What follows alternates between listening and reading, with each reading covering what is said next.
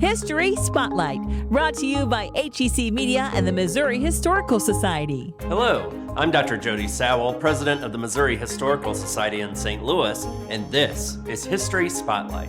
30 years working in a toll booth may sound like a tedious task, but one St. Louisan not only got the job done, but improved the lives of those passing through his booth each day. Public historian Amanda Clark explains how. What do you get when you cross dad jokes with the iconic Eads Bridge? You get Charlie on the Bridge, a toll booth operator turned local celebrity, a great example of the power of small interactions to change lives through wigs and dad jokes. Most people today don't know that until 1989, you had to pay a toll to cross the Eads Bridge in your car. And working in the toll booths was a pretty monotonous job. But for Charlie Imatoun, the way to break the monotony was to interact with the people passing through his booth every day. Charlie worked on the Eads Bridge from the 1950s until they closed the booths in 1989. And he became known across St. Louis for his cheesy jokes of the day, which he posted outside his booth, and for dressing up in costumes. If your work commute didn't take you across the bridge, sometimes you could hear the jokes on KMOX when they would check in with him on the air. But Imatoun's impact went so much further than the silliness.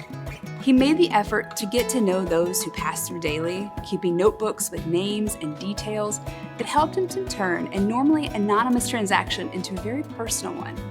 And he became a local celebrity, regularly covered by magazines and newspapers.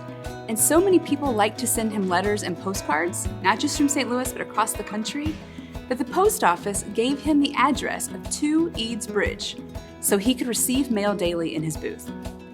Those articles all mention his warm smile and handlebar mustache, and his belief in the power of simple interactions to change lives. His job also gave him the opportunity to avert tragedy, and several times he was able to successfully talk down people threatening to jump off the bridge.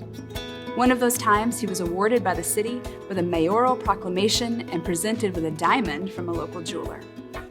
Imatoun documented his experience in amazing detail, saving not just every card and letter sent to him and all the notebooks with names and faces, but even the tissue he cried into the day the Terminal Railroad Association closed the booths when the bridge changed ownership. These items are now useful artifacts that capture the history of daily commuter life in late 20th century St. Louis, and reminders of how history is made up of big and small moments. I'll end with a typical Charlie joke. How do you keep a turkey in suspense? Next week on History Spotlight, 2 St. Louis African-American war heroes awarded the Purple Heart. To learn more about the Missouri Historical Society, visit mohistory.org.